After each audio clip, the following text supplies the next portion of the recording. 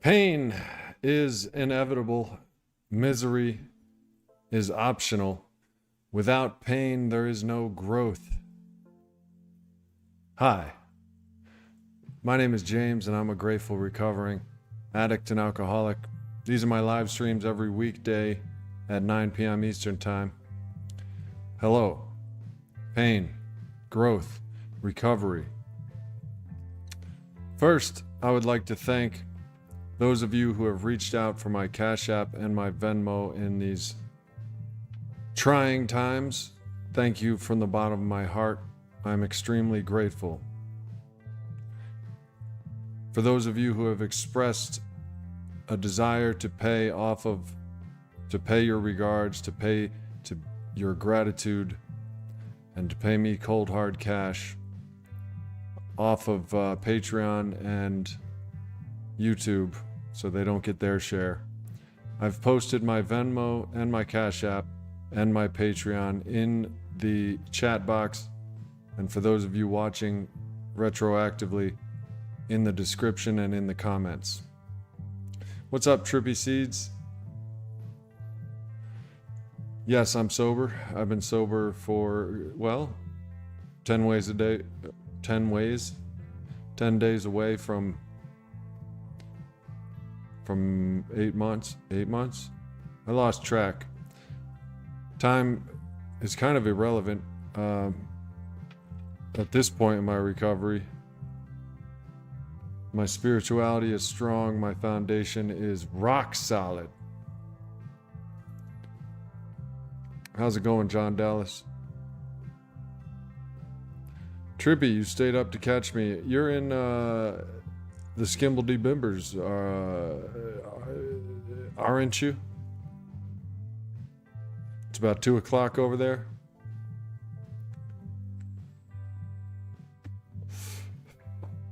Pain is inevitable, misery is optional. This is one of those wise bits of wisdom I learned from a friend in the groups of Alcoholics Anonymous. You'll get a lot of these if you keep the cotton out of your ears and put it in your mouth and listen. You'll get a lot of bits of wisdom. Ireland. Trippy, you want to hear a joke? 2 Irishmen left a bar. It's a pretty funny joke, I think.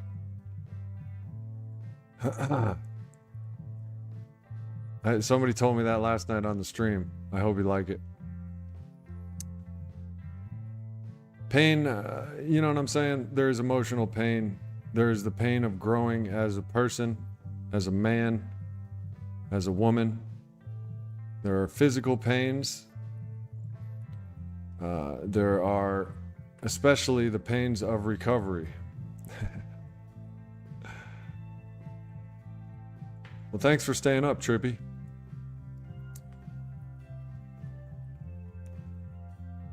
The reason there's this, pain is synonymous with I come in peace. Synonymous. Who do I think I am using these big words and shit? Me? That's who.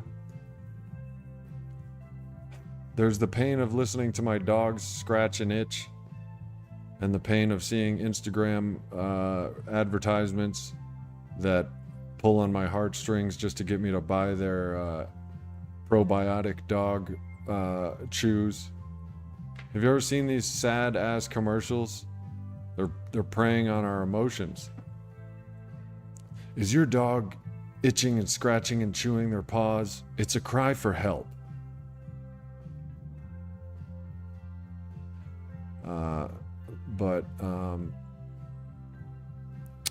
I'm trying to. I want to work harder to give my dogs a better life. To be honest, I saw that in a Cracker Barrel.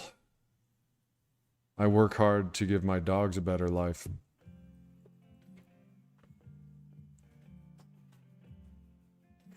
How was everyone's day? Mine was great. I have realized that I get excited when challenging times hit. If you watched last night's stream, I have lost a job that I liked at the zoo, and I have lost the monetization of the channel due to some, I don't know whose fault it was, but it's gone for 90 days. Due to some policy that I neglected to read or something. Cracker Barrel is racist. That's pretty good. It's pretty good, John Dallas. I gotta say, I thought you were gonna be an a-hole when you first came on. I don't know. It just your first words were, "Are you sober?" But what? Are you a cop?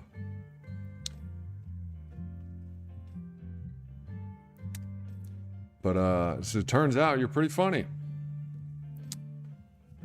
Yeah, damn AI robots. Like I said, I posted my thank you for those of you who are reaching out and contributing through my Venmo and Cash App. Thank you so much. I wouldn't have put it up if you didn't express that you would rather thank me through there, and maybe I'll never monetize the channel again anyway. And that way we can say fuck, shit, and damn. Damn, damn, damn, damn, damn. And do whatever we want.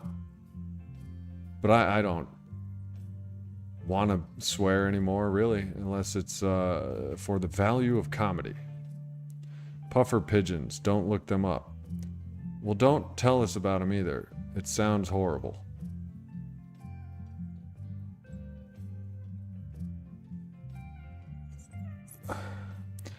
So pain is inevitable, misery is optional.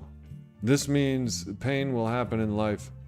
It is how we handle it that basically dictates our well-being mentally, and in turn physically and emotionally. You know what I mean? With emotional pains of losing stuff that you think is yours, like my job and my, you know, all these things shall pass. You know what I mean? No, if I swear too much, when I was monetized, I limit my advertisers that will advertise their product on the videos and live streams. You know what I mean? Plus, I don't want to, you know what I mean? Maybe time has come, maybe I've grown up enough to where I don't have to be like, fuck, shit, god damn it, motherfucker. You know what I mean? Or not. You know, nobody likes that. You know what I mean? I mean, it's funny. Occasionally, perhaps. Sprinkledy-dinkled here and thither. You know what I mean? Yeah, Trippy. These pussy-ass snowflakes out there don't want to put their product on your channel if you swear too much.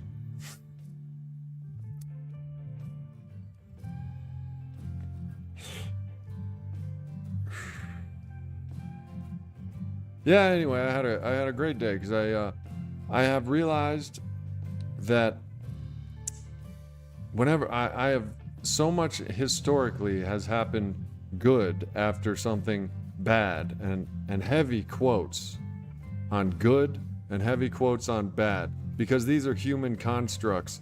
These are just things that humans invented, words that humans invented, so we could pass our opinions off and like not like something or like something, and like it's getting worse, and you know, people suck. Don't let them suck the life out of you. That's what I gotta say. People seem to suck more and more, and I'm talking to you people. You know what's funny? When somebody is in a room full of people and they say, you know, people suck at driving, they're literally talking to people that drive. You know, when they say people around here suck at driving, you know what I mean? And they're telling it to a group of people, they're basically telling everybody they suck at driving. But people are so egotistical and dense that they're like, yeah, people suck at driving. Every single person's like, people suck at driving. Who are these people you're talking to, people?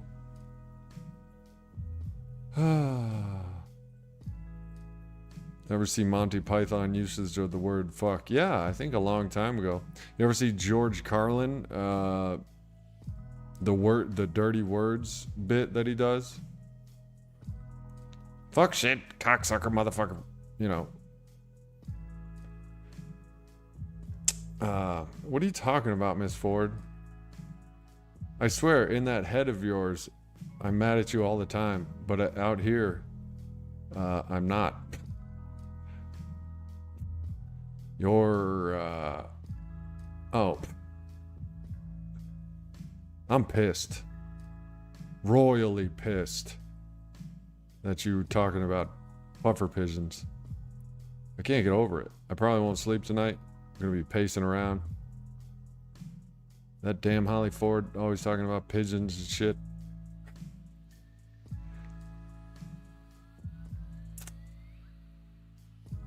But yeah, I had a good day. Let me stop getting distracted here. I had a good day because I realized that every painful obstacle in the past, historically, has meant great growth for me and good things. And that's where the phrase is, God shuts one door and another one opens. You know, stuff like that. When he shuts one door, another one opens. But in the hallway, it's hell. Heard that in a meeting yesterday. When one door shuts, another one opens, but it's hell in the hallway.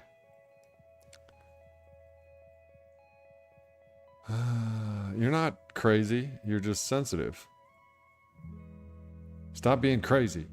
Calling yourself crazy.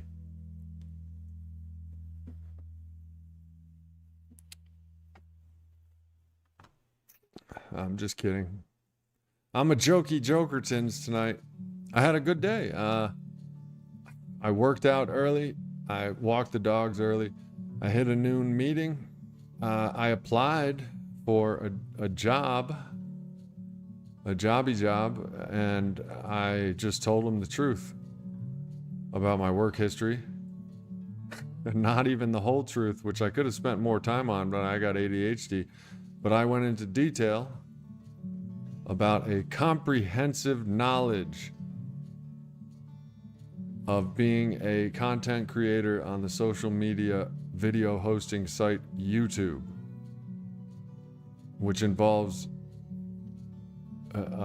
workable and detailed knowledge of information technology systems, copyright and reuse protocols, policies, public relations, financial management. You know, I went into it. I said, you know what? Because I'm on to the IRS, I'm self-employed. I'm not unemployed. I'm self-employed to the IRS. So I put self-employed, and they only wanted to know like normal people.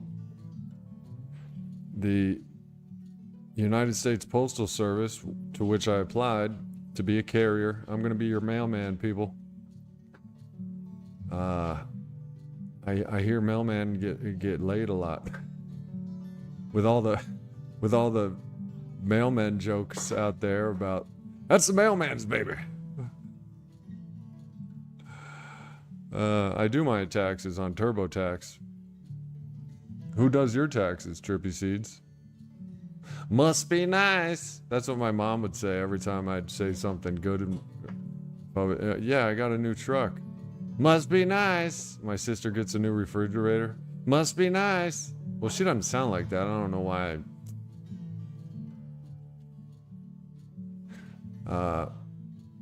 Somebody does your taxes, Trippy? Must be nice. That's the milkman's baby. Maybe I'll be a milkman. I don't know. Whoever gets laid the most, that's the job I want. You know what I'm saying? That's a fun little trivia question that we can discuss right now. Everyone stop what you're doing. We're going to discuss which job, which occupation gets laid the most for males. And then, I guess, obvious answer for females is prostitute.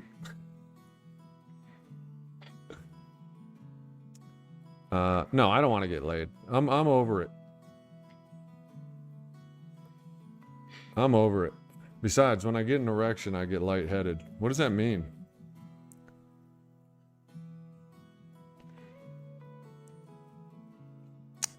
Actor.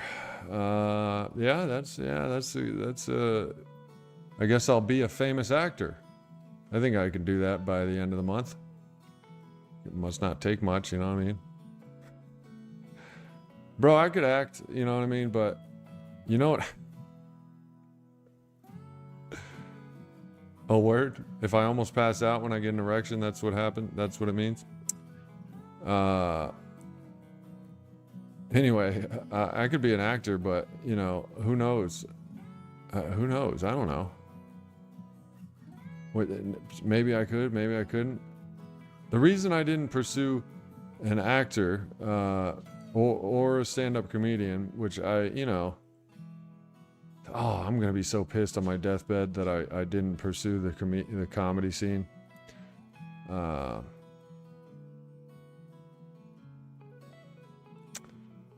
Who knows why we don't do these things, follow our dreams. I think, you know what I think it is? I think it's all the guff about people going to Hollywood and following their dreams and ended up living under a bridge and stuff. You know what I mean?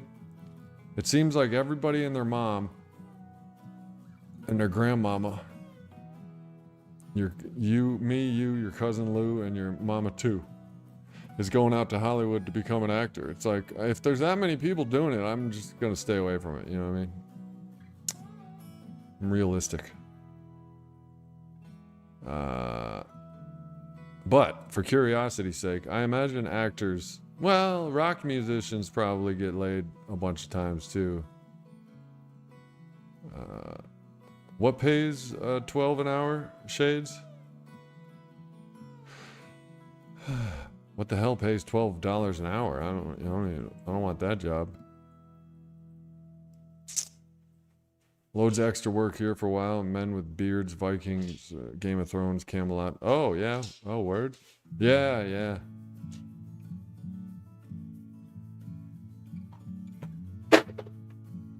There's my Mikey playing with his bone.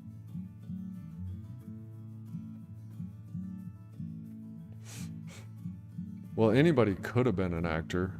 You know what I mean? Or anybody could have been a musician. I could have been an astronaut. I could have been a gigolo. I could have been a video game streamer. I could have been a successful YouTuber.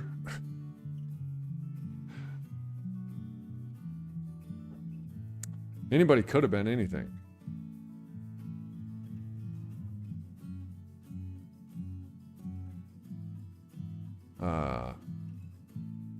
But whatever, you know, it is what it is. I got ADHD. I can barely finish a day the way I started it. You know what I mean? I can barely finish an hour the way I started. I can barely finish this sentence.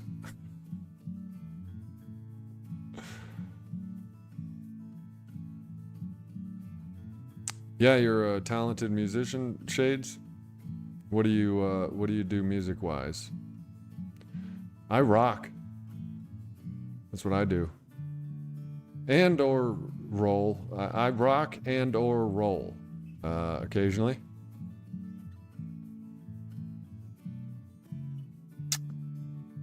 Yeah, AI gouged me, whatever. I got over it in like 12 hours.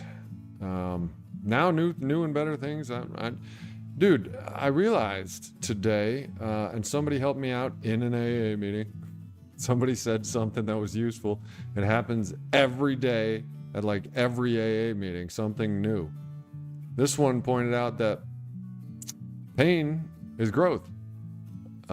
When pain happens, usually it's followed by growth because you don't stay in pain. We have to get moving, so we move.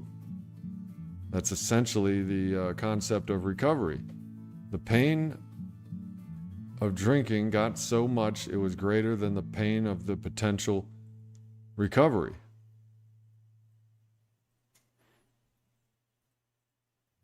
Drum, bass, guitars, piano. Cool, man. Being a musician these days is near impossible to make a living. True, that's what I'm saying. Like, I didn't want to chase that dream of being an actor.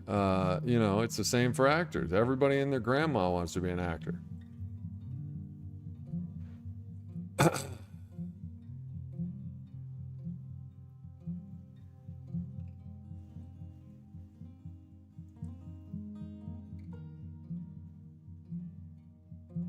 Yes, what up? True, I do kind of believe that pain is the touchstone of spiritual growth. It's just not comfortable at all. Word. Pain is so uncomfortable, it becomes more painful than the perceived threat of moving out of our comfort zone. So we stay in our comfort zone until it becomes too painful.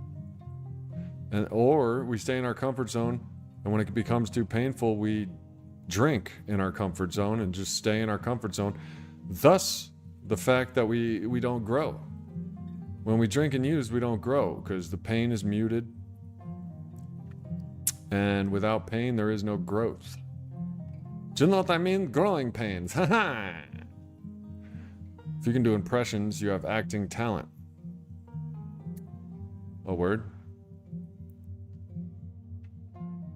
I've always been confused on what good actors are and what bad actors are. I'll be watching a movie with somebody, and they'll be like, that actor is so bad. And I'll be like, I didn't notice. You know what I mean?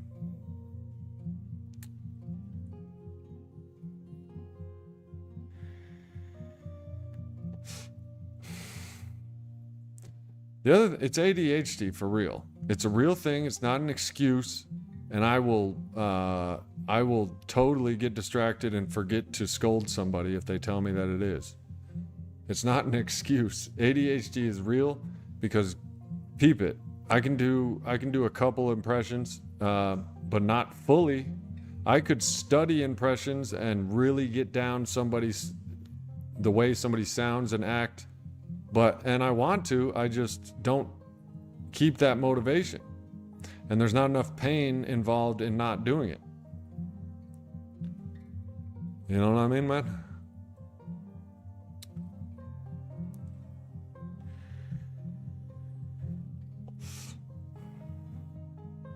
Hey, there's Mike Tucker. I was worried about you, brother. Well, you weren't here for yesterday's live stream, so I wouldn't expect you to know why I got the vape. Who are you, Mother Teresa? What are you, my Who are you, Jesus?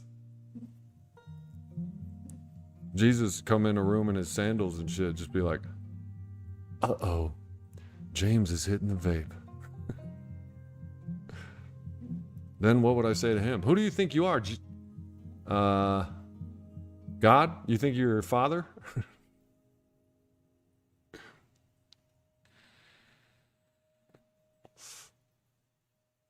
I got ADHD. I can do impressions, but I forgot which ones I could do. And I don't know how many of you out there suffer with ADHD, but it's like I could become super interested and get into doing an impression. And I might spend a half an hour, being stoked and being excited about it and studying how to do it and practicing. But then I'll just go walk the dogs. I'll forget all about my life and, come back and cook dinner and, it's gone. You know what I mean? Exactly. The only reason I do walking is because, I don't know. That's the furthest I've got. I accidentally do Jeff Goldblum at times. Kermit the Frog. Hey, Piggy. I can do Kermit the Frog. Nick Cage I wanted to do.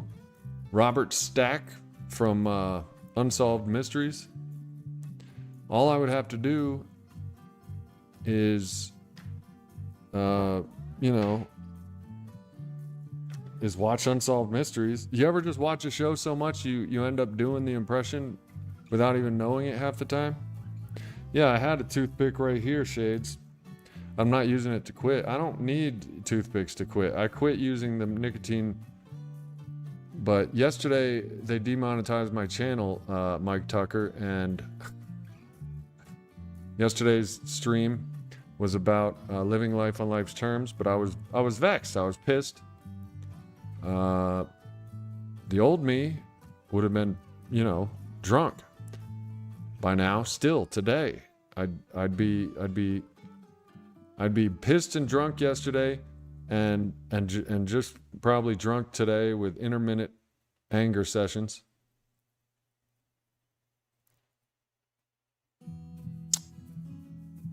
But yeah, Shades, I do use toothpicks, just not to quit. I quit using the nicotine, the Nic Tacs. You know what I mean?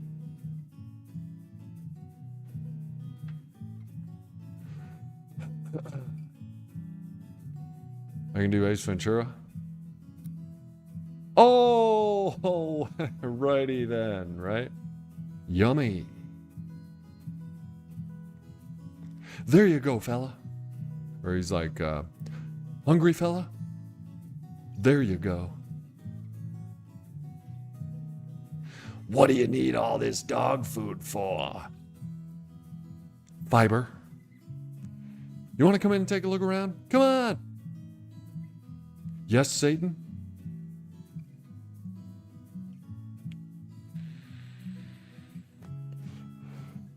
Come to me, jungle friends. Right, that's Ace Ventura. Specifically.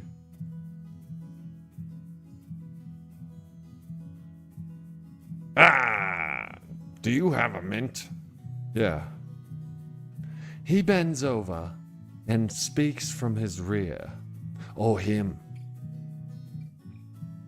Yeah, Jim Carrey can do impressions without speaking. He can turn around with his ass, you know, back to the crowd, and when he turns around without speaking, he's Jack Nicholson. Because he can manipulate his face so well. That's the difference between an impression and an impersonation is you look and sound like the person. You basically look like you're possessed by the spirit of that person. Which, like, I mean, I'm telling you it's ADHD. Because I admire these people and I like, you know, watching, and I recognize the value of it as well. If I got a good 5 impressions down, I could go on stage successfully. There is nobody that doesn't laugh at impressions. Like Nick Cage, if I could do Nick Cage, Jeff Goldblum, Norm Macdonald, everybody does walking. If I could do, I was trying to work on a Norm Macdonald the other day. He's like, yeah, I was talking to my Uncle Bert. And my Uncle Bert's got a disease. He's got the, see, I don't really have it yet, but I'm gonna go do it anyway. He's like, he's got the disease of alcoholism. Alcoholism. And I said, Uncle Bert, yeah, see, I like to look at the bright side of things. So I said, Uncle Bert, it's true you have a disease, but I think you got the best one. All you do is drink booze. I mean, matter of fact, that is the disease. I can't really do it, but you know who I'm talking about, Norm Macdonald.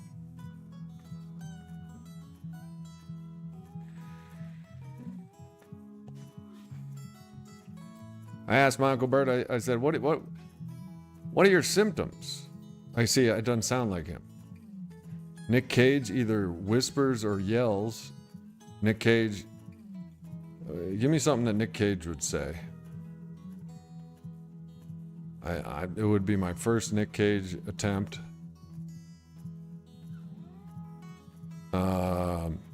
Jeff Goldblum. There was a while in like the 2000s where I was doing a passable Jeff Goldblum.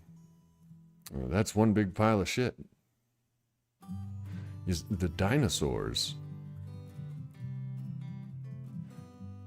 Give me the bat. Leaving Las Vegas, right? Best horror movie ever. Leaving Las Vegas. Scared the piss out of me. And the way he acts drunk when he's picking up that prostitute, where he pulls up into the car and he's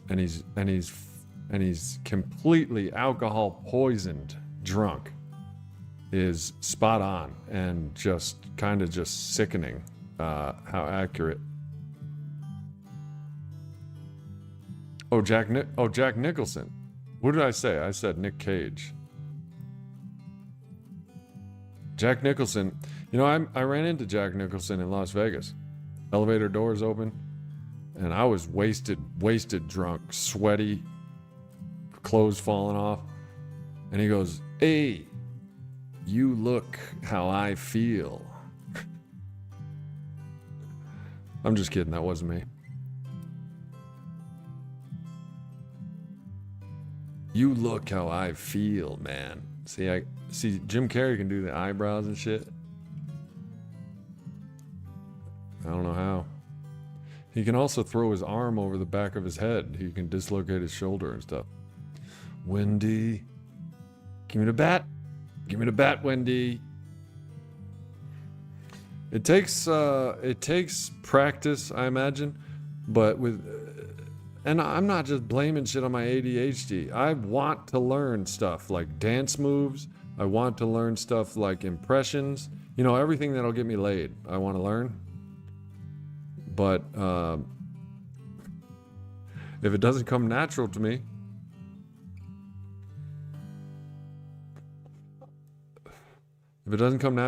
I don't do it. That's about how my ADHD works. If it doesn't come natural to me, I don't do it. I had to do recovery, even though it doesn't come natural to me. I had to do it or I would die or go to prison. And my butthole is sacred. I will fight to the death.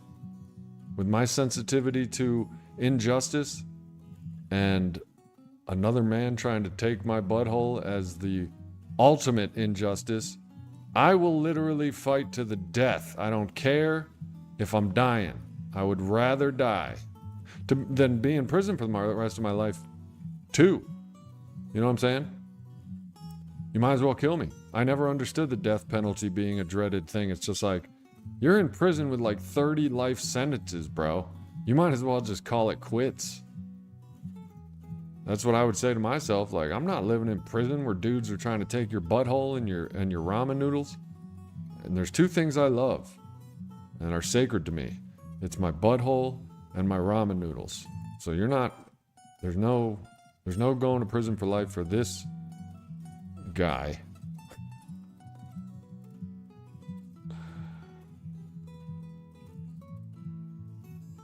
I could probably do Jack Nicholson, but like every time I say I'm going to, because I would love to do it and I know I can. I've gotten good at the Jeff Goldblum. Without practice, it disappeared. Even Christopher Walken isn't that easy unless you practice. Kermit the Frog. That one's easy because you just change your, your larynx, your throat muscles. 900-year sentences. What? Who is this? Superman? Yeah. But like to do a good walking is there's walking impressions and then there's good walking impressions. That's what I say. You might as well kill me because this ain't never going to be over. Yeah, and it's hell. I mean, even jail is hell. There's no justice. There's racism, blatant, unchecked racism everywhere. It's a war. And then the big house, prison, which I've never had the pleasure of killing myself instead of going to. I mean, you know what I'm saying? I'll probably end it before I get to the door. I'm not even going to test it out. I've seen the documentaries. You know what I'm saying? I know what it's all about. And I am super sensitive to injustice. I couldn't even handle jail without speaking up and getting into mad fights. I mean, there's so much injustice in jail. The system, the legal system is not justified. The justice system is not justified. You know what I mean? To do Goldblum, the dinosaurs. Except in Disney World, the pirates don't eat the tourists. You know, I don't know.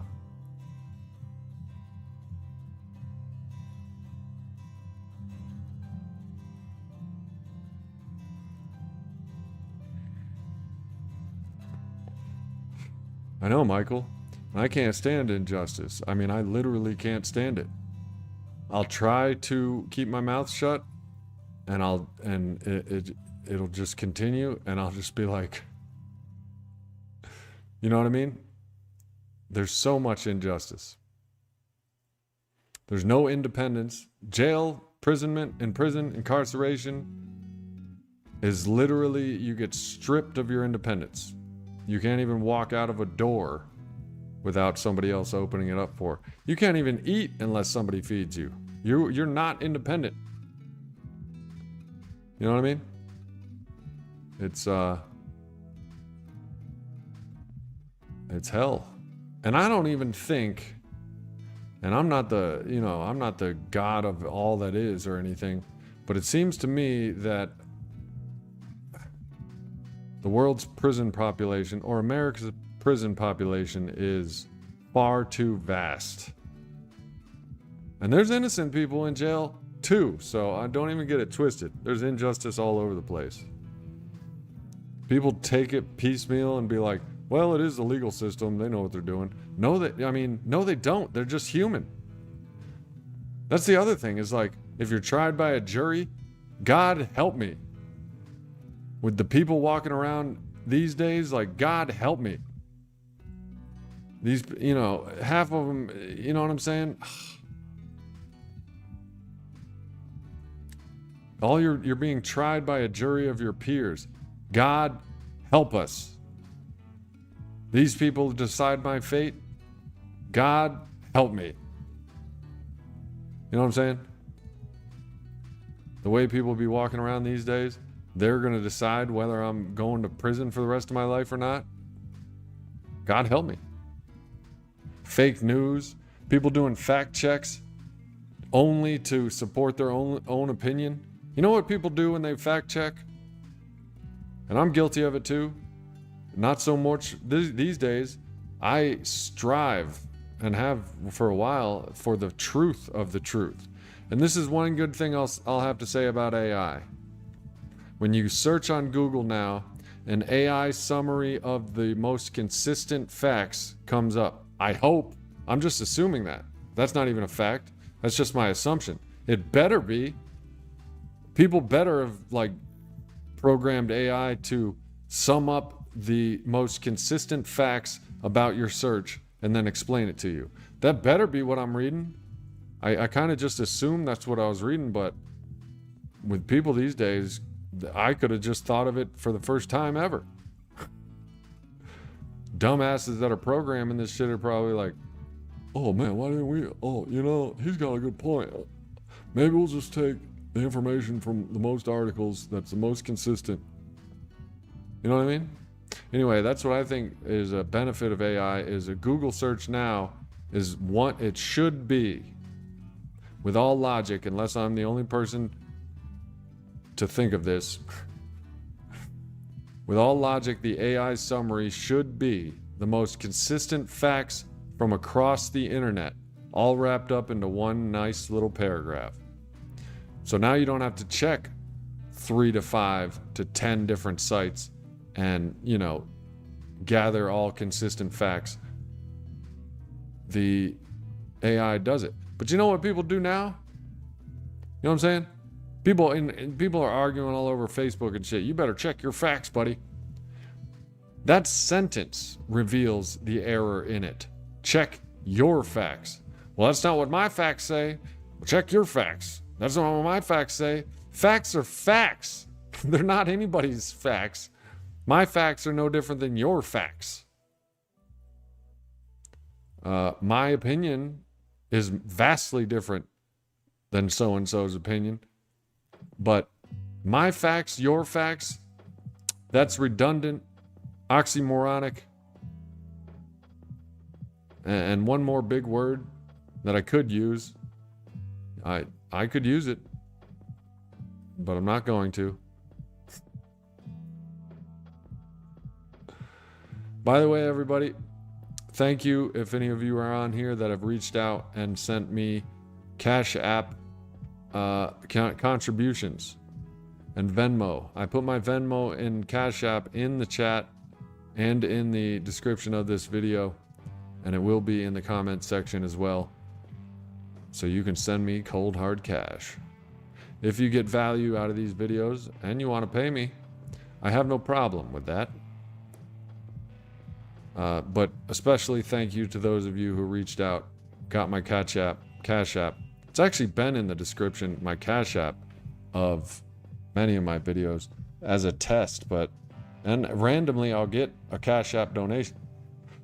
But some of you have expressed a desire to, show your appreciation, and I have no problem with that. Hey, Stephen King, Richard Bachman, based on a true story by Norm Macdonald. He wrote it and does the audiobook. Really good man. You should check it out on Audible. Yeah, Norm Macdonald. Wait. Well, I've always wondered if he really is like he is like on TV in public, and on stage. Yeah, it's in the chat. You see where it says, you see that pin at the top of the chat is a pinned message from yours truly. You can click on it to expand it. It's got my Cash App and my Venmo and my Patreon because YouTube demonetized me. I got a detailed letter on why. They said, you're too handsome. They said, James, you're too handsome.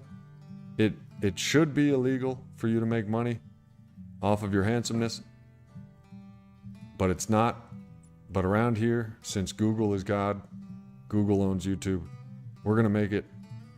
We're taking away your money. You're too handsome. We hate that we're not this handsome. This was all in the letter. Just went on and on. They said, we here at Google hate how we're not as handsome as you are, and we're just going to take your monetization. What up, Taj Coffee?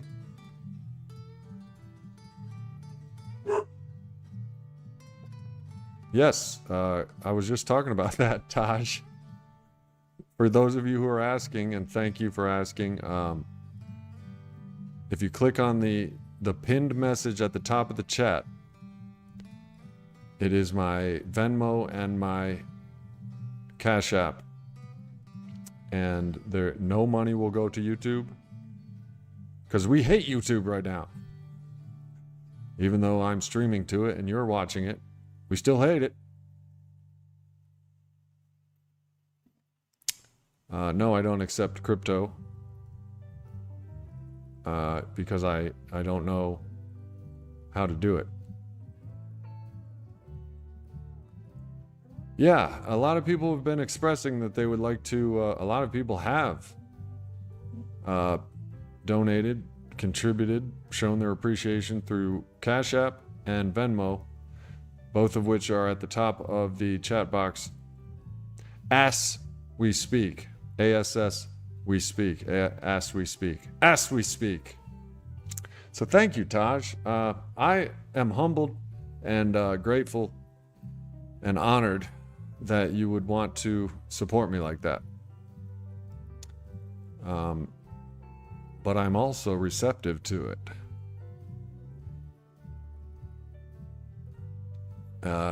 It helps, and thank you.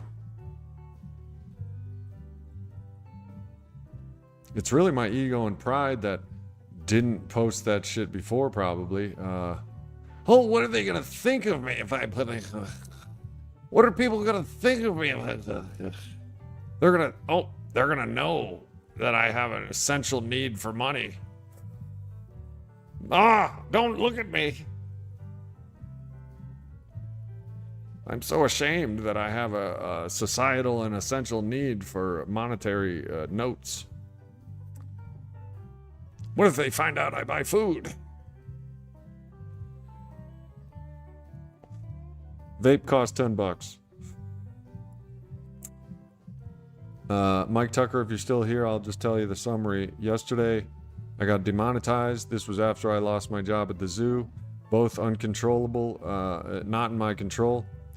So I did a stream on accepting life on life's terms, and also illustrated that within... Well, I will say this. Upon my first craving to get a vape, I didn't do it. And a couple hours passed, and then it came again, and I said, you know what, buddy? Drive to the store and get that vape. This is going to be really uncomfortable. You're going to be pretty pissed. You're working through this. Go ahead and give yourself some grace and go get your binky. My binky.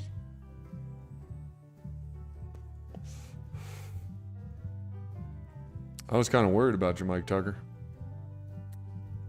Thought you'd be sleeping in a bush somewhere again. Hey, there he is, Nick Cage. I can't do it. See, when I try to do an impression, all that comes out is an impression of an impression. You know what I mean? Nick Cage! That doesn't even sound like him. He's like, he's either whispering or he's screaming, but that doesn't sound like him either. See what I mean? You know what I mean? I can do a good southern accent. Depends on which dialect. This one's more Louisiana and Texas. South Carolina. Hey, y'all coming over for some barbecue this weekend? Clemson's on. Go Tigers. Trippy Seeds, Mike Tucker. I've never joined a YouTube channel, but yours is at the top of my list. Gonna join as soon as it gets there. JDM, no joining for 90 days. I got my PP slapped by YouTube yesterday for reuse infraction. I posted two 40-second clips of a Neil Brennan podcast because in the pages of policies, I must have missed the part where I can, copyright is different than reuse. I'm studied up on copyright and have been for 5-6 years, but reuse is different. I already know that I can't just say you make a 30-minute video. I already know I can't copy it and paste it on my channel and call it my content. I already know that. That's not what I was doing, but apparently what I did was an infraction and they demonetized me. So, JDM, I posted my Cash App and my Venmo. People, not only because I want money, but also because you all beautiful angels have expressed a desire for it and reached out and gotten it or found it on my channel page. I do have my Cash App listed on my channel page in the description of most videos, but also I think on the banner. I posted it a long time ago just to see what would happen. And every once in a while I get it, like boom. Gas money.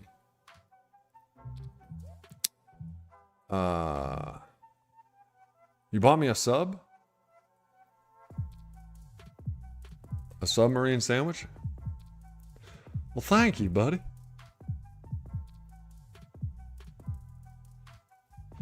Mind blown. I am Mike Tucker. Maybe he is Mike Tucker.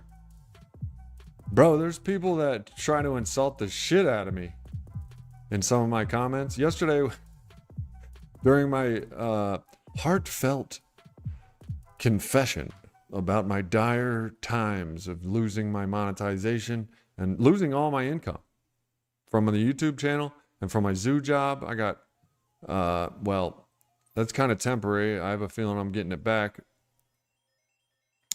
Kevin W., what is the one thing you would say to someone who wants to get sober but hasn't yet? I always say if this was my dying sentence and I had one sentence to tell you when you're a desperate alcoholic, I would say go to AA and stay until the miracle happens. Comma. Take the cotton out of your ears and put it in your mouth, comma.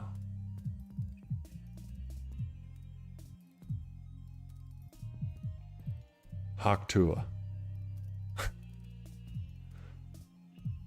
The one thing I would say was go to Alcoholics Anonymous and stay until your spiritual awakening happens. Look for the similarities, not the differences, comma. Because once you go in, I saw there was a newcomer in the meeting yesterday, and I could just, through his ears, because I've been there, I could just hear what he was hearing. Oh God, they're saying a prayer. Oh man, this is a religious cult. This is a little too touchy feely. So the suggestion is you look for the similarities and not the differences. You know what I mean? Right away, you're going to start recognizing everything that you hate about AA. You know what that is? That's your addiction, and it's terrified of Alcoholics Anonymous. Your disease of addiction is terrified of AA because it will cease to exist as long as you are in the rooms of Alcoholics Anonymous, period. So it's going to tell you everything in your own voice, like a skeezy snake of a lawyer, to get you out of there and never go back.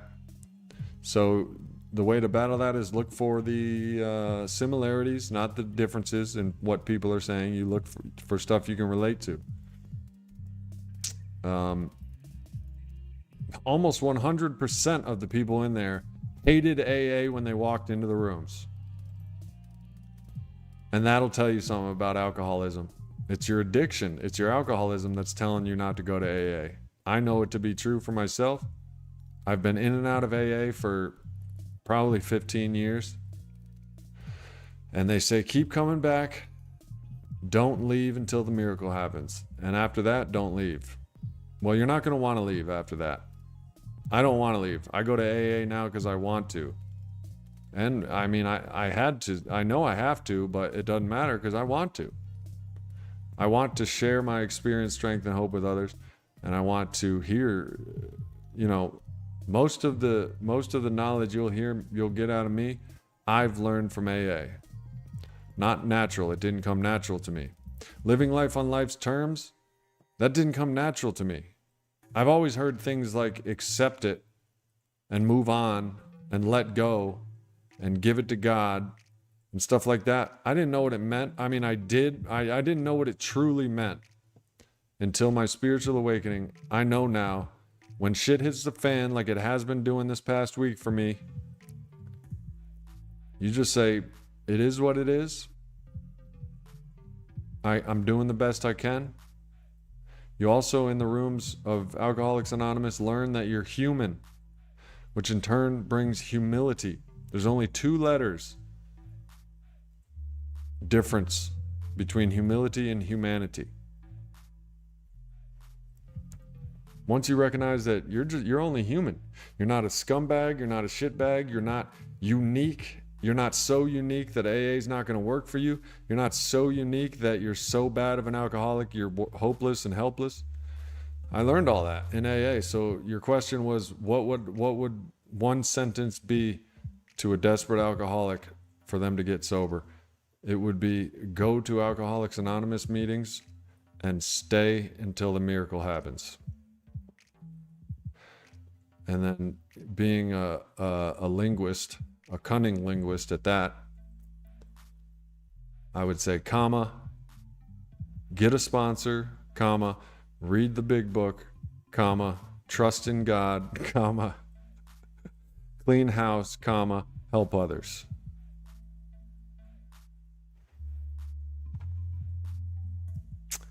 Oh, and that was just not thinking about it. That's what I would say. I would say get over your best ideas and opinions about how there is no God. You don't know that much. You may think you know stuff, you don't know it. Dig down deep on whether or not it's what you know and what your opinion is.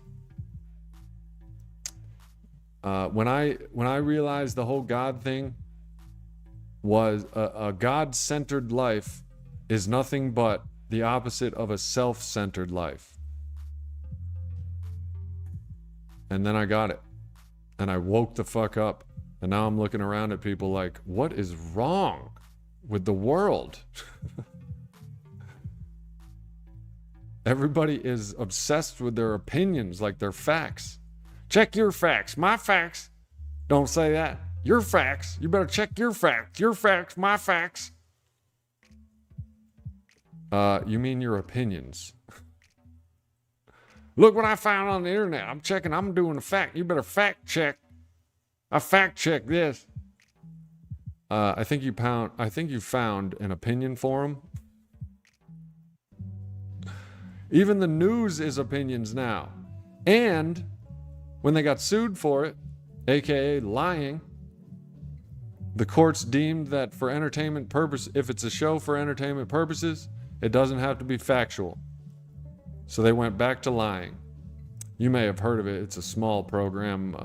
It's a small channel called Fox News. And I don't want to hear it about how that's your channel and that's your guy. I don't want to hear it. I don't have a channel, and I don't have a news channel, and I don't have a guy. You know what I do have a passion for? Is the truth. You know who doesn't tell it? Pretty much any of the news channels. Any media, except for this one, Sober James, is going to lie. I get, you guys hear the truth, and therefore you want to contribute. You want to give me cold, hard cash. I don't do studies for what you want to hear and give it to you piecemeal just because you want to hear it, and I'll get more viewers. My viewers, my subscribers, my patrons, my members are here for the truth. I look at some of these channels. I looked at one channel on, quote, addiction and recovery. It's called, and I don't want to sound like I'm bashing anybody, but fuck this channel. It's called Put the Shovel Down. And this bitch right here, I swear to God, she'll say anything for views and for whatever. You won't find that here. There is going to be nothing but the truth. And if I find that was wrong, I speak the current truth. Because I'm finding I'm wrong all the time. You know what I mean?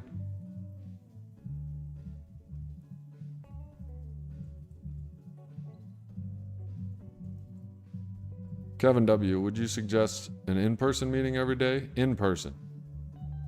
Every day. I've been doing it for 9 months. Well, 8 months. I've been going to a meeting or two a day for 8 months. And I feel myself growing at an exponential, almost scary and alarming rate.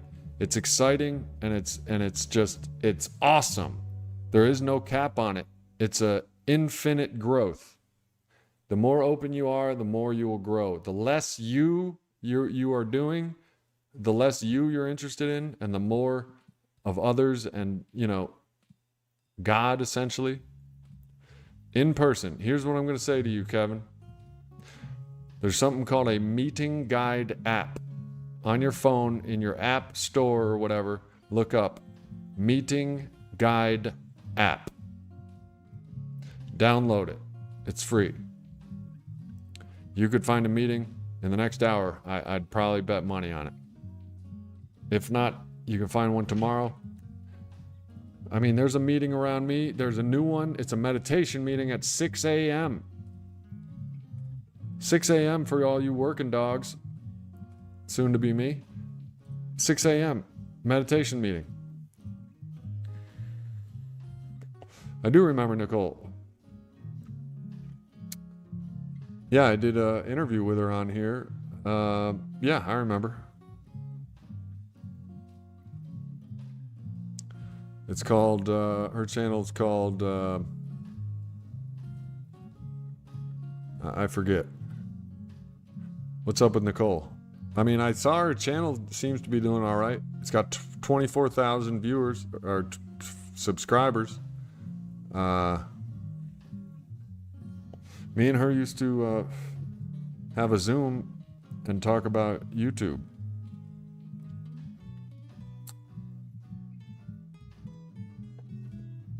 That's right, Shades. I was looking at my channel. My channel has a slow and steady growth. It has had, when I totally kick it into gear, the algorithm, the metrics go up and everything. I can look over the history. There's been times where I'm just kicking ass at it, but mostly it's slow and steady growth. It's constant, just like the truth. So you know what I'm saying? People don't like the topic of God. People don't like the topic of AA. I know it because I used to be one of them. But it's not that I don't care, it's that I don't venture from the truth. I don't venture from the truth. If I don't have the truth, I'm going to get it. I'm going to find it, and it's not just going to be a single Google search and the first article that pops up that pleases my opinions and it's convenient for me. It's going to be a thorough triangulation of information until I get the consistent truth. You know what I'm saying? And it's happened on this channel before. Inconvenient truth. The fact that I had to get sober was inconvenient to what I wanted to do. But it was the truth. I had to stop drinking. It was a fact. I don't want to. I don't know how to. I'm fucking terrified. I have no idea how to. But I had to find it. And I did. And that, in my opinion, is Alcoholics Anonymous. And those were facts that I went on. Fact. AA is 89 years old. Is there any other recovery program that's 89 years old? No. Fact. AA has 2 million current members, not to mention all those recovering alcoholics that have died since the 30s. Fact. AA doesn't want money. It doesn't want your sex. It doesn't want power. Fact. AA has a singleness of purpose to remain sober and to help other alcoholics achieve sobriety. Period. So I'm like, that's got to be the way to go. And I'll describe it like this. If I'm in the ocean drowning, no land, no boats in sight, and a series of life preservers drop out of the sky. If I see one with Alcoholics Anonymous on it, I'm grabbing that one. I don't care what the other ones are. I've looked into them. I'm not going to mention them because everybody has their right to check out all ways of recovery. But fact, I go to a meeting a day, and they're all different. I go to 2 meetings some days, and the second one was different than the first one, and they were all different from the other ones. There's meetings all over the place. Kevin, if you downloaded the meeting guide app, you'll see what I'm talking about. There's meetings, I can name the meetings around me. 6 o'clock a.m., 7:30 a.m. Depending on the day, it's there's a couple at 9. Noon meetings abound. It doesn't matter where you are, there's going to be a noon meeting for Alcoholics Anonymous. Then there's usually, around me, there's a slight blank period between noon and 5:30. But you can probably find them depending on where you are. Then there's 5:30, 6:30, 8 o'clock, a 9 o'clock, a 10 o'clock, and I believe there's a midnight meeting, depending on the day. I go to this other recovery, and they call it alternative recovery programs because what they're saying is it's an alternative to AA. If you don't like AA, if you don't like surrendering your ideas to a higher power, if you don't like the idea of God because you think you got it all figured out like I did, and essentially everybody with opinions thinks they have it all figured out, and that's our right. I mean, that's our right to have that right, to have our own opinions and shit. But what I learned and what was essential for me to be woke, to have my spiritual awakening, what was essential was my opinions are finite. They are limited. They are limited to my experience. They are limited to my fears, my desires. They are limited to who I am as a person to this point in my life. Limited. One of the powers greater than me, and I'm finding out there's a lot of them, is Alcoholics Anonymous. It's 89 years old. That's twice the time I've been on this earth. And it has millions upon millions of shared ideas. So that's a power greater than me. And these shit have feelings in early sobriety. What does one do about them? I guess fellowship probably helps. Fellowship definitely helps.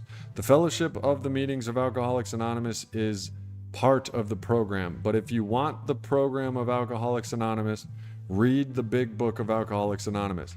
You can do it right now or at your next convenience by downloading the Everything AA app. You can read it for free. And I think there's an audio version on there too. You can read all the AA literature, but read the big book of Alcoholics Anonymous. That's the program of AA. And I'm telling you, it's not a boring read. That book has so much wow factor, I guarantee you won't be able to put it down. You know why? Because it's all about you. And we alcoholics love everything about us. So it's talking about me. I can't put this book down. But Kevin, Everything AA app, start reading the big book. The Doctor's Opinion starts on page 1. Dr. William D. Silkworth wrote his findings and his opinions on alcoholism and the program of Alcoholics Anonymous. And I can't speak like he speaks. I couldn't even do him justice. But he explains the phenomenon of craving that occurs when we put alcohol into our body. He explains the mental obsession until we get to the first drink. He explains the hopelessness, the helplessness. He explains how there are basically two kinds of people. People that can take alcohol into their body with impunity. These are normies, regular people. And then there's alcoholics, where we cannot touch it. Abstinence is the only solution, and the solution of how to do abstinence, that's what the big book is.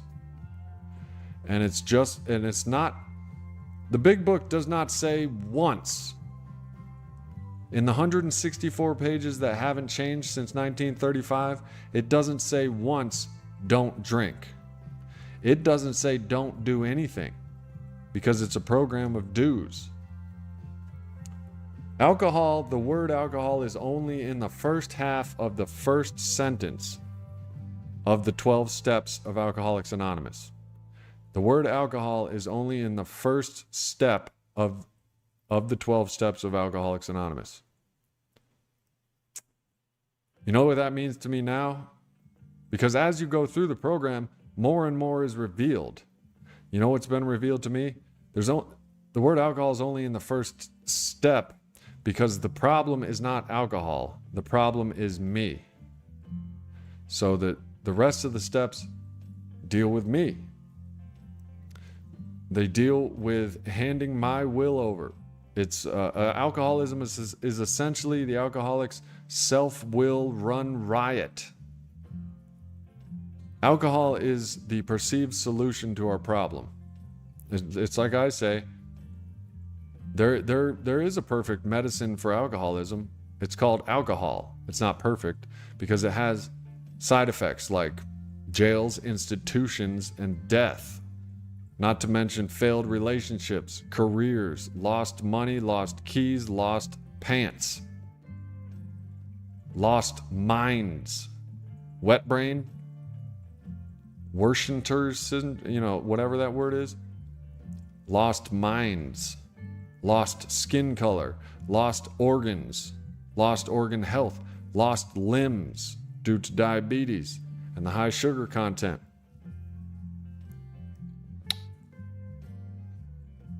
So, I'm glad to hear it, Kevin.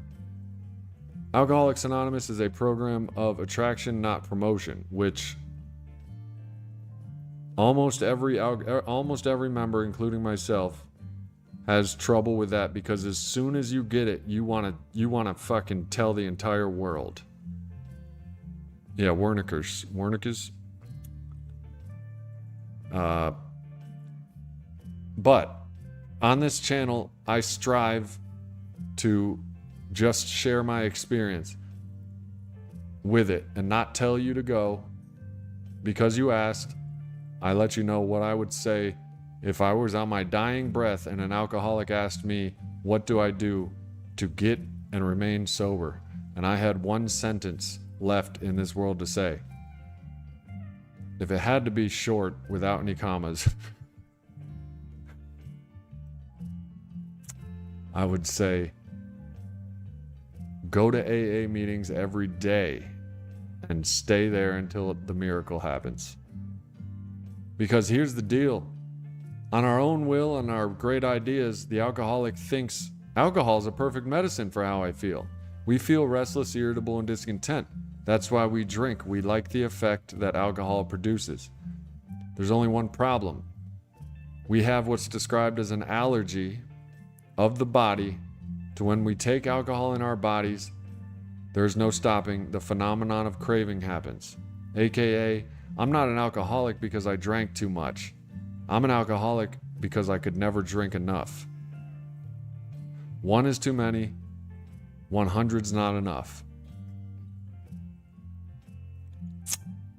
So read that big book.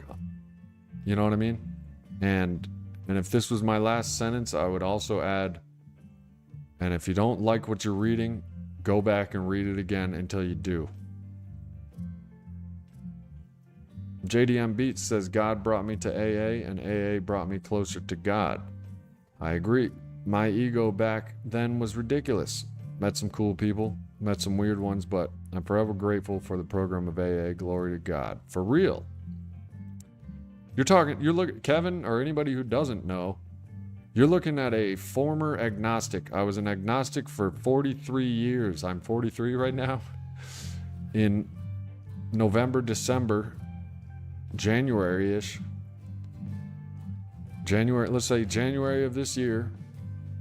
November was my sobriety date. I think I had my spiritual awakening by getting a sponsor, reading the book, doing the 12 steps with my sponsor. And I needed to do step 3, which is hand my will and my life over the care of God. I was just saying today, I used to skip over the God parts of the book, really just not even take them in because essentially I was like, I know everything about God and he doesn't exist and I don't know what I'm praying to and everybody who says he does is blah, blah, blah, blah, blah. It wasn't until I realized you don't need their God. You need a conception of God as you understand him. It. My God is an it. For me, it's kind of childish to say it's a him. Or a her. But, no judgment. If that's how you conceptualize God, fucking A right. Take it to the bank. You know what I mean? It is your understanding of God, a God of your understanding. Step 3 is, we handed our will and our life over to the care of God of our understanding. The first word of the steps is we. This lets you know one thing. It's not an I program, it's a we program. I get me drunk and cannot stop getting me drunk. We get sober and stay sober. It's a we program. And I don't know if you have your own. The hardest thing for me was the God thing. I was an agnostic that thought he knew it all, and that was the problem. That was the alcoholism. The problem wasn't alcohol. The problem was I was mistakenly thinking that my opinions were the be-all, end-all of what I needed to know. I would talk myself into why I should be drinking. And it's a lie. The disease lied to me in my own voice. That's a relapse. When you lie to yourself in your own voice and believe it. The truth will come. Humility will come. But brother, thank you for asking. Thank you for asking. My answer is Alcoholics Anonymous, period. That doesn't encapsulate it, because you have to stay, you have to listen, you have to accept. Stop thinking. Your ideas got you where you are right now. Be open to the ideas of Alcoholics Anonymous. Finally, what worked for me is AA. They were telling me I needed God the entire time. AA will not tell you to do anything. They won't tell you to do anything. The people in AA are a different story. Different alcoholics, those are personalities. You'll get a little bit out of everything out of the personalities, but the program never changes. It's in the book. Read the book. Principles, not personalities. But the book doesn't tell you to not do anything. You know what I mean? They're suggestions. But my suggestion to any alcoholic, my suggestion is bring your ass to an AA meeting, because the mind will follow, and stay there until the heart is in as well. Damn, that was poetic. My suggestion, that was so nice I gotta say it twice, is bring your ass to an AA meeting, the mind will follow, and stay there until the heart is in too.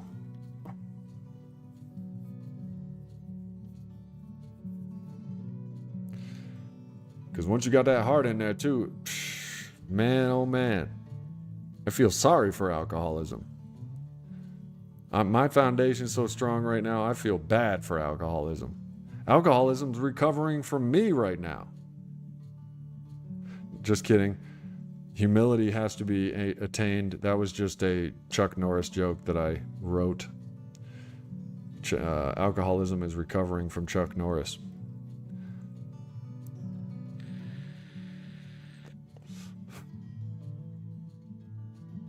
Essentially, you could break it down.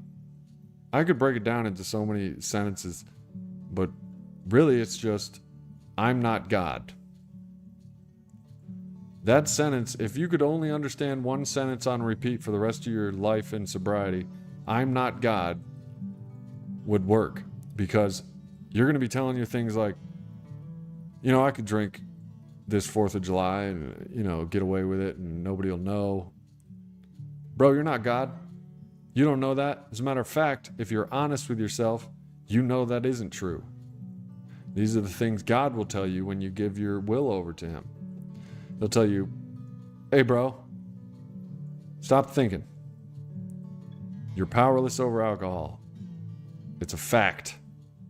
Through immense experience, through the decades, almost a century now, and from my personal experience, I know that I'm powerless over alcohol. That's a fact. It's not an opinion.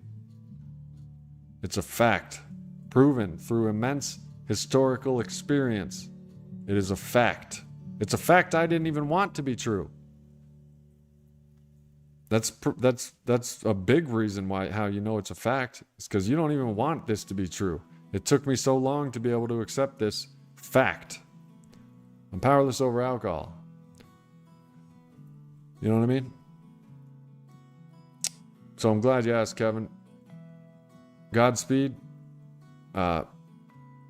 If you're honest, open, and willing, it'll happen. HOW, how you do it. Honesty, open-mindedness, and willingness.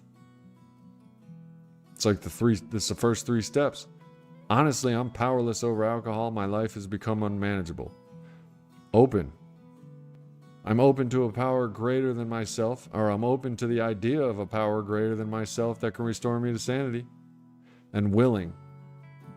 I'm willing to hand my will, my ideas, my opinions, myself over to the care of a higher power and the ideas. And if you don't believe in God yet, and you will, it's not a threat, it's a promise. You will. There's, because one reason is because there's no other explanation why I'm sober right now. And you know what I mean? I have my opinions about what God is, but I don't even pay much attention to him anymore. I could say I don't believe he gives and takes.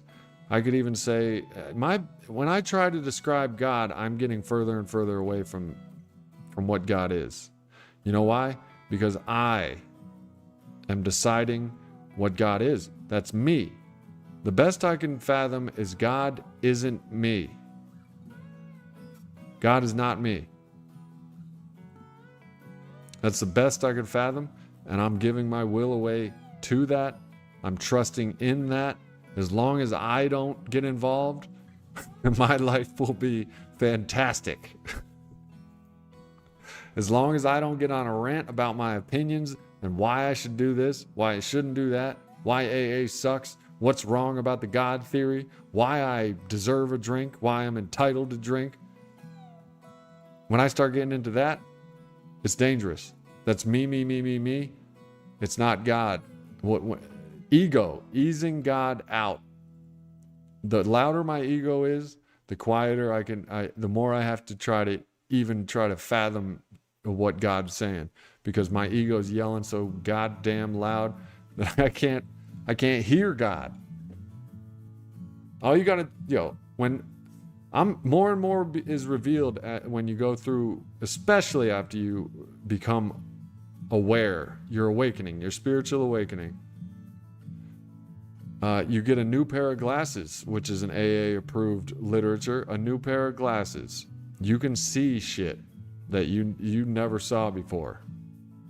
I literally see what God is, and isn't now. When I couldn't even fathom it because all my opinions and all my smart ass ego's opinions were in the way.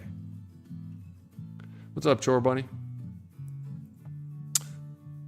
Well, Kevin, I'm happy for you if you downloaded both those apps. Everything AA app and Meeting Guide app.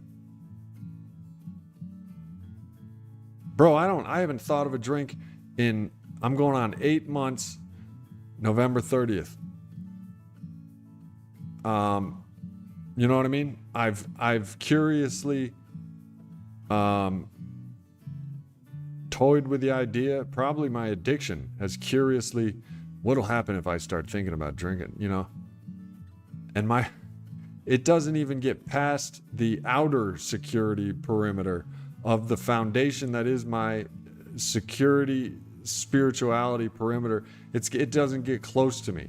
You're looking at a guy that if I wasn't drinking, I was thinking about drinking. Period. It was progressively worse and worse. I quit jobs. I got fired from jobs. I dumped girlfriends. I literally, if I stopped paying rent and I became homeless, but still would buy an $8 bottle of vodka and drink in the snow, homeless. That's the kind of guy you're looking at. And I haven't, since my spiritual awakening 7 to 8 months ago, when I realized I'm not God, I am the problem. I'm going to keep me out of this. I'll do anything AA suggests now. And if you guys say I need God or a conception of a God of my understanding, tell me how to get it. And my sponsor said, first of all, do you think you're God? And I said, no. He said, have you ever prayed for the willingness to believe in God? And I said, no, I'll give it a try. This is coming. He's a former atheist. 12 years ago, he was an atheist, a passionate one. He's a chemist. He's a smart man. He thought the same thing I did. My opinions rule, and here's why. We let that go, we gave it away. Because you know what my opinions did? Got me drunk, got me jails, institutions, and death. The third thing he asked me was, what is your conception of God? And I said what it wasn't. I said, well, it's not a bearded man in the sky that takes our candy away and if we're bad, and sends us to an everlasting fire pit if we're bad. And he said, that's fine. What is it? And I'm like, it's an incomprehensible, I can't even put it into words, like an ant trying to read an algebra book. That's what God is to me. And he's like, all right, well, hand your will and your life over to the care of that. Stop thinking so much. Stop putting your opinions on a pedestal and give it over. And I did. That was my spiritual awakening. I haven't thought about a drink since. And I just had a bad week. I got fired from one job and YouTube took my monetization away. The worst thing I thought about was, you know what? This is going to be a tough week. And that was yesterday. It was only a tough 18 hours, 12 hours, 18 hours. I said, you better go get a nicotine vape because you know what? You need a little edge off. That's the worst that happened.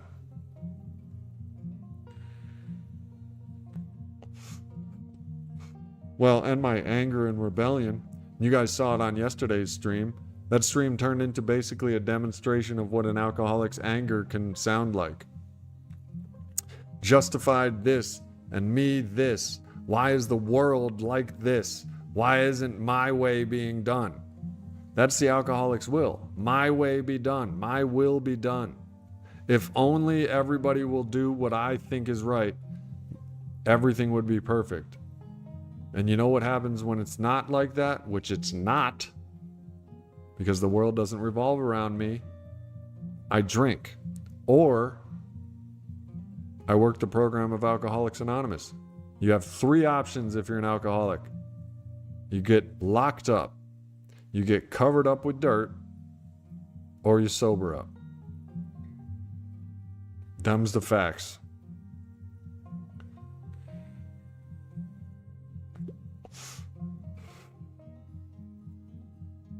JDM Beats.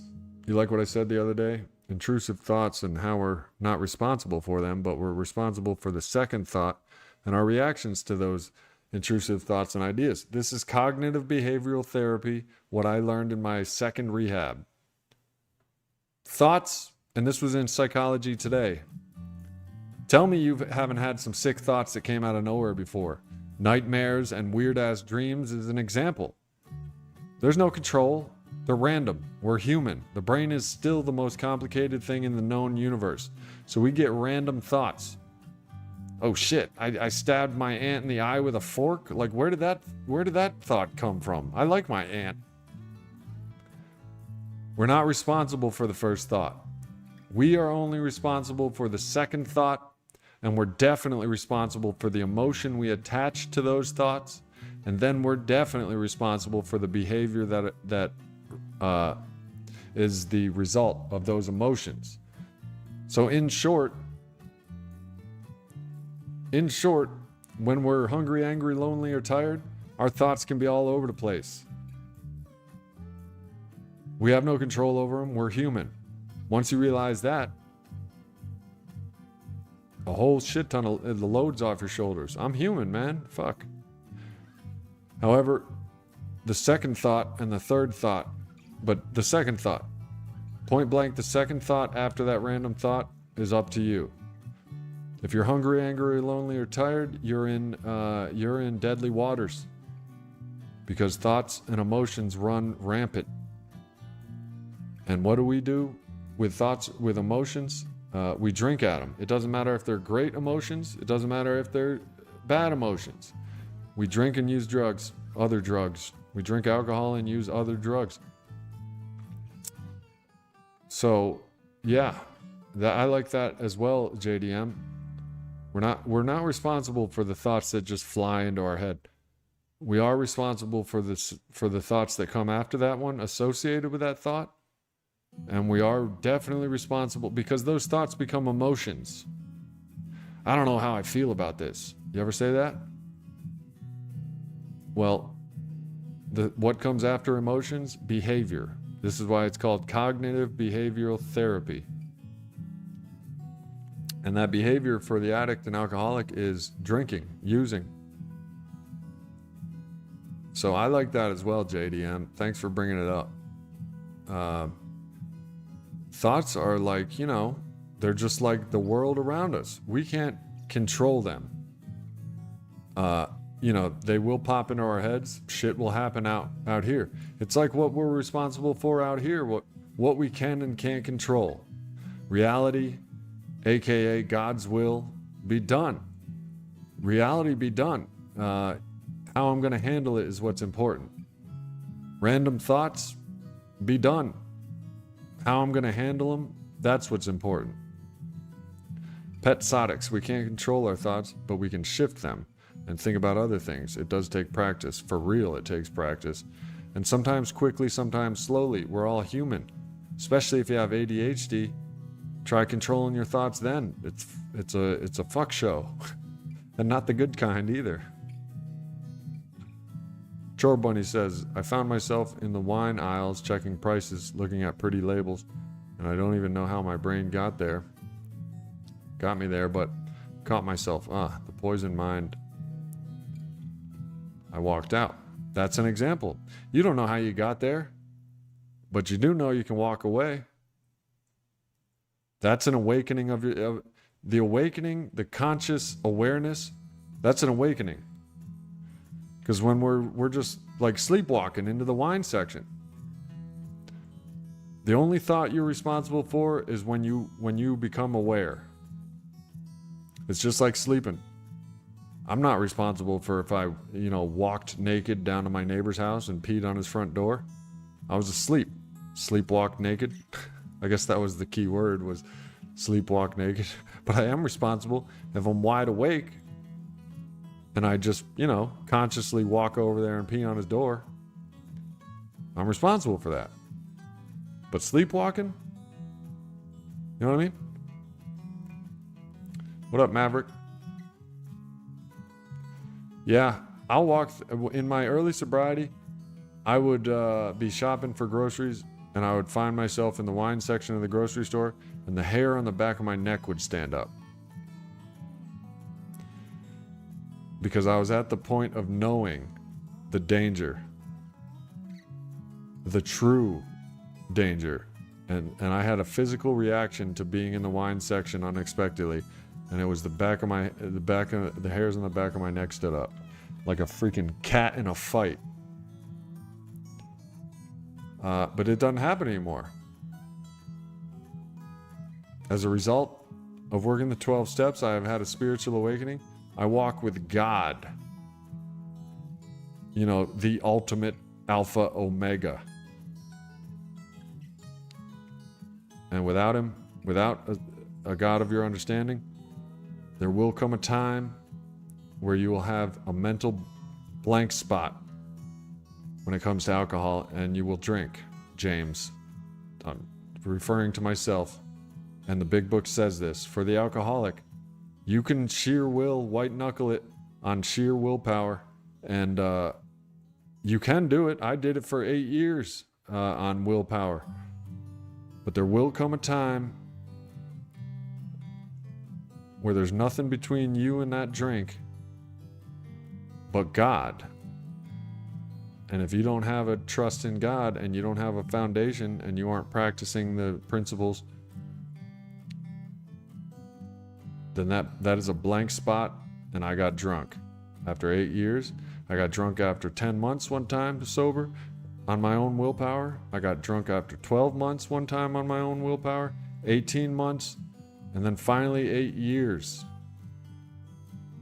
And you guys witnessed that one. I was Sober James. The channel was Sober James until 2021. No. And then I started smoking weed and I turned it into Soberdelic James. And then November of 2023, I took a drink. And my sobriety date was 2016, January 18th. So that was 8 years. And I was going it on my own will. So we can do it on willpower, but it's finite. It will take a lot of blood, sweat, and tears. It's hard going because we're human. We're not all powerful. It doesn't matter, you know what I'm saying, if you're Dwayne "The Rock" Johnson. It doesn't matter if you're Eckhart Tolle. It doesn't matter if it didn't even matter if you're Jesus. Jesus bled and died. He wasn't all powerful. It doesn't matter if you're a human being, you are finite. Especially if you're an alcoholic that thinks his will's running the show. And that's what I've found through my immense experience and the immense experience of other recovering alcoholics in the program. And there's 2 million of them alive right now in Alcoholics Anonymous. And there's a shit ton that's died, including Bill W., which thank God for Bill W. All right. Well, it's Friday, and as I was working Saturdays and Sundays, I noticed that the break in the live stream did not only myself good, but it also did good for the live stream because I was fresh on Monday morning. And so basically, if I was doing the live stream 7 days a week, I was getting burned out. And what I don't want to do is just do it for the sake of doing it. I want to actually have stuff to speak about and be in it instead of just doing it. So as of now, I'll be streaming on weekdays at 9 p.m. Eastern Standard Time, Monday through Friday, weekdays, 9 p.m. Eastern Time, on addiction recovery and my experience, strength, and hope. And like I said, thank you for those of you who have reached out with Cash App and Venmo. I didn't ask you to. You just did. And then there's those of you who want my Cash App and Venmo. So I have put it in the chat box at the top. It's a pinned message. My Cash App, my Venmo, if you would like to contribute to the production of this channel and gas money for your boy here to get to AA meetings. And also in the description and the comments, you'll find that. And thank you. I'm very grateful and honored. So at this point, I'll see you Monday at 9 p.m. Eastern Time. But I have been known to just decide to stream on Saturdays and Sundays in the past anyway. If the mood strikes me, if the Holy Spirit strikes me, you might see me before Monday, but definitely Monday through Friday at 9 p.m. Eastern Time. And until then, thank you for being here. Thank you for being here for me, to stay sober as well. You guys help me stay sober as well, whether you know it or not. But until then, keep it clean, keep it real, keep doing the damn thing, as long as it's in line with God's will. As long as it's in line with God's will, you're good. Peace.